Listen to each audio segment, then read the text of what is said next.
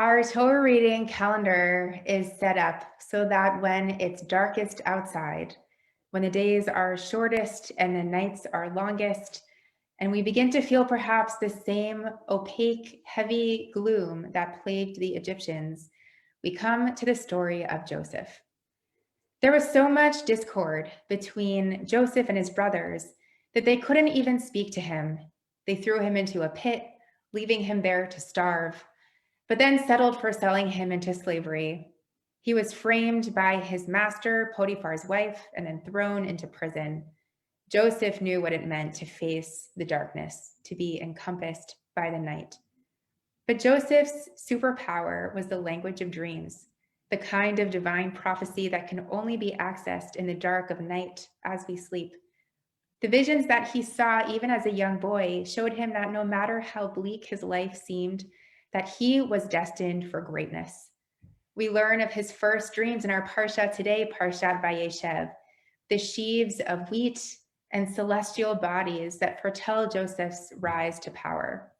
Knowing that one day his brothers and parents would all bow down to him, gave him the strength to contend with the constant bullying and acrimony they shared. And as much as we need our dreams to give us light where we cannot find it, to give us hope when all we feel is despair, sometimes even our nighttime visions can't pull us up out of the pit, away from the prison of our homes or of our minds, far from the funk that pervades our consciousness. In fact, just the opposite. It warns us to get ready for more darkness.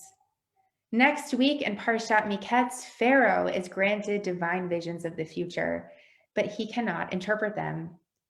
Joseph is brought out of his dark cell to illuminate the truth once again, that Pharaoh's 7 healthy, sturdy cows consumed by 7 ill, scrawny ones who didn't benefit from the ample nutrition, and the 7 healthy and 7 shriveled ears of grain that met the same fate pointed to none other than Egypt's agricultural and economic future.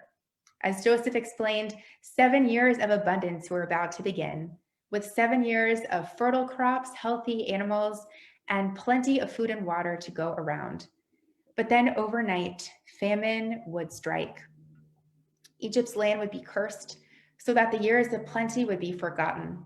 If Egypt didn't act immediately to begin collecting and storing food, Pharaoh's kingdom would never survive. And so because of this divine prophecy, Pharaoh, with Joseph's help, prepared for the 7 years of scarcity. Genesis 41 teaches us, and Joseph gathered all the grain of the 7 years that the land of Egypt was enjoying and stored the grain in the cities. He put in each city the grain of the fields around it. So Joseph collected produce in very large quantity, like the sands of the sea, until he ceased to measure it, for it could not be measured. In the Torah, God granted visions to Pharaoh so that he could prepare during the 7 years of plenty for the 7 years of famine.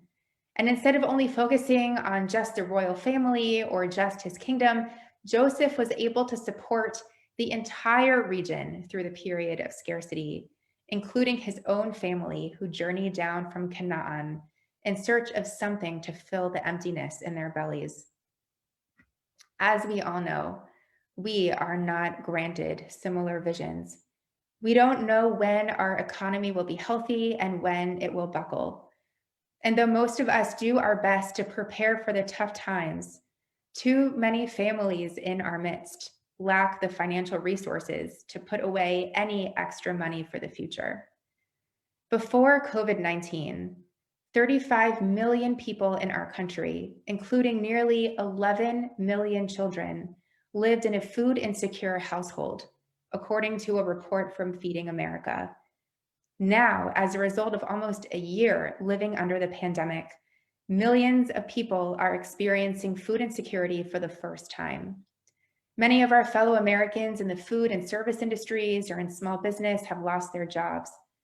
Others make the excruciating choice to give up wages so that they can stay home with their kids who have health risks and can't go to school in person. Or perhaps they're older, live alone, and are afraid to go grocery shopping, or they need care that they cannot afford. This week, I met with the incredible staff members at the Jewish Family Service and leaders of Jewish institutions in our community over Zoom to talk about acute hunger needs. And though we spent some time addressing new ways to support those who are in need in the greater Dallas area, most of our conversation was turned inward at the aching families in our own schools and synagogues who are facing new and scary times. The greatest hurdle that we face in helping these families, the JFS staff told us, is the stigma of hunger. Folks who face hard times believe it's their fault or that it's shameful to need help. It can feel like utter defeat and failure to know that the ones that you love most in the world, who depend on you for food, stability, shelter, and care, can't get what they need. But the truth is, it's not your fault, and you are not alone. And if you need help, we are here for you. If it's too difficult to call JFS on your own, you can give any of us, any of the Klei Kodesh a call, and we can help you connect.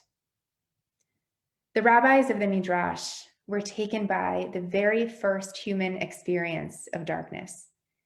On the sixth day of creation, God breathed life into Adam, created Eve from his rib, and then ceased creating before preparing to rest on the seventh day.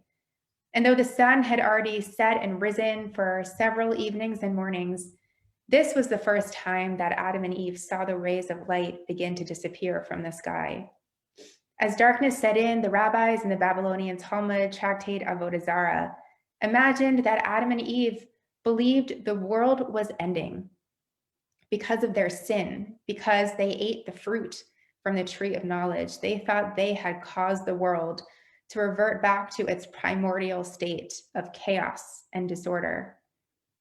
I imagine that this is how it feels sometimes to find oneself in a desperate pain of hunger. How easy it must be to blame oneself, to assume that it's because of our own sin that our pantries and refrigerators sit empty. Of course, it feels like the world is ending when we cannot provide for ourselves and for our families. But another Midrash imagines a different ending to this story. Bereshit Rabbah tells us that as the darkness swallows Adam and Eve, that God places two flints on the ground in front of them, which they strike together and light comes forth.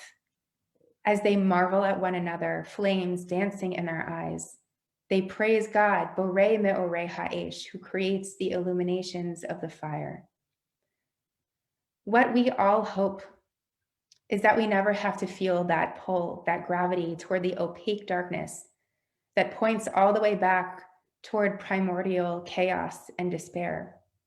Rather, we hope that when our resources falter and our well-being is at risk, that we can pick up the flints in front of us and use them to illuminate our next step. If you need help, let's take that next step together. Let us hold one another in this darkness and remind each other how to find the light once again. Let us use the tools set before us to drive away despair and lift each other up toward reclaimed dignity and newfound hope. Shabbat Shalom and Chag Urim Sameach.